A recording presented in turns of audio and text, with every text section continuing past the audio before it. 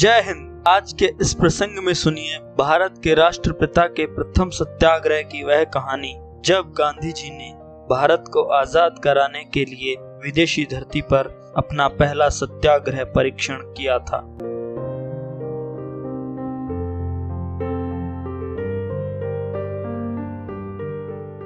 गांधी जी का कहना था कि हिंसा अपनाने से, आंख के बदले आंख लेने से तो दुनिया को आखिर अंधा हो जाना पड़ेगा। किसी का सिर काटकर आप उन विचारों को नहीं बदल सकते जो कि उस सिर में पैदा होते रहे हैं। अगर किसी का हृदय परिवर्तन करना है तो इसका तरीका यह नहीं कि आप उस हृदय के आर पार गोली उतार दें। ईश्वर की शक्ति मनुष्य को मनुष्य से मिलाती है, मनुष्य की शक्ति मनुष्य को मनुष्य से अलग करती है। प्रेम और अहिंसा ईश्वर की शक्तियां हैं।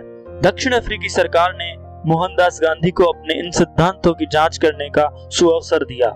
सन 1906 में दक्षिण अफ्रीकी सरकार ने एक ऐसा कानून पास किया जिसके अनुसार 8 वर्ष से अधिक आयु के प्रत्येक भारतीयों को सरकार के पास अपना पंजीयन कराना आवश्यक हो गया। सरकार सबकी उंगलियों के निशान अपने पास रखने वाली थी। सबको एक एक पहचान पत्र दिया जाता जिसे हमेशा साथ रखना अनिवार्य था। 11 सितंबर 1906 के दिन जोहान्सबर्ग के एम्पायर थिएटर में क्रुद्ध भारतीयों की एक सभा हुई जिसे मोहनदास गांधी ने संबोधित किया। उन्होंने कहा कि इस कानून का पालन करने का अर्थ होगा हमारी जाति का सर्वनाश। हमारे सामने बस अब एक ही रास्ता खुला रह गया है, चाहे जान देनी पड़े, लेकिन इस कानून के सामने हम झुके नहीं। हमें ईश्वर की सौगंध है यदि हमने इस काले कानून का विरोध नहीं किया। विरोध, लेकिन किस प्रकार का विरोध? हिंसा से तो नहीं। विरोध का अहिंसक तरीका क्या होगा, यह उस समय शायद स्वयं गांधी जी के सामने भी स्पष्ट नहीं था। आखिर वह अपने तरह का पहला प्रयोग था, लेकिन जो जो दिन बीते वह अहिंसक उपाय अपने आप रूप पाता गया। गांधी जी ने जल्द ही उस उपाय के लिए एक नया नाम सोच लिया था,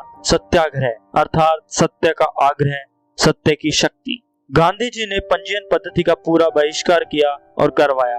परिणाम चाहे जो भी हो, पंजीयन केंद्रों के सामने उन्होंने शांतिपूर्ण धरना आयोजित किया। सरकार ने गांधी जी को गिरफ्तार कर जेल भेज दिया। जेल यात्राओं के एक लंबे सिलसिले की वह एक शुभ शुरुआत थी। जेल में ही गांधी जी को अपने नवनिर्मित सिद्धांतों पर गहराई से विचार करने का अवसर मिला। उन्होंने हेनरी थोरो के दीर्घ निबंध ऑन सिविल डिसोबीडियंस का अध्ययन किया। थोरो मैक्सिको में संयुक्त राज्य अमेरिका की सरकार के विरुद्ध जमा हुआ था, क्योंकि वह सरकार गुलामी की प्रथा को गुप्त समर्थन दिए जा रही थी। थोरो ने स्पष्ट प्रतिपादित किया था कि अगर सरकार का रुख असहनीय हो चला हो तो उसके द्वारा पारित किसी भी अवैध कानून की पूर्ण उपेक्षा करने का अधिकार हर नागरिक के पास सुरक्षित है। थोरो के निबंध में अपने विचारों का प्रतिबिंब पाकर गांधी जी का उत्साह और बढ़ गया।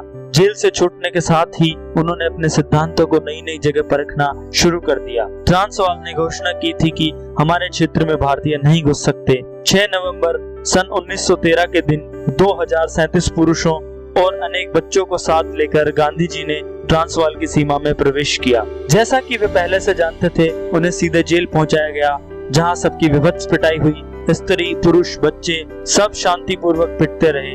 उनकी सहनशीलता और धैर्य ने गांधी जी को विस्तृत कर दिया, जिन्होंने उनका नेतृत्व किया था। गांधी जी ने पहली बार पहचान लिया कि अहिंसक आंदोलन में भाग लेने के लिए जब कोई व्यक्ति घर से निकल पड़ता है तो उसका आत्मबल कितना बढ़ जाता है। ट्रांसवाल का वह अहिंसक आंदोलन छोटे पैमाने पर था, लेकिन गांधी जी की आंखों के सामने भविष्य का एक अत्यंत रोमांचक दृश्य उभर रहा था। सैकड़ों नहीं बल्कि हजारों करोड़ों आंदोलनकारी चले आ रहे थे, अहिंसा का व्रत धारण कर चुके लोगों का समुद्र। इस समुद्र में तो बड़ी से बड़ी आतंकवादी शक्ति भी डूब जाएगी। उमड़ती मानवता के सामने दानवता के पैर टिकेंगे नहीं। गांधी जी ने एक अनोखे अस्त्र को पहचान लिया था।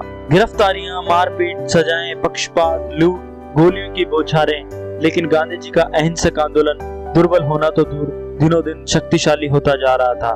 1914 में गांधी जी ने दक्षिण अफ्रीका का अपना आंदोलन जब समाप्त किया तो लगभग पूर्ण विजेता के रूप में उभर चुके थे। अब आखिर वह अपने देश को वापस जा सकते थे। 9 जनवरी 1915 के दिन जब उनका नन्हा सा शरीर बंबई के गेटवे ऑफ इंडिया के नीचे से गुजरा तो एक विशाल जन समूह उनका स्वागत करने को बेताब था। वह अपनी एक पांडुलिपि साथ ले आए थे जिसका शीर्षक था हिंद स्वराज्य।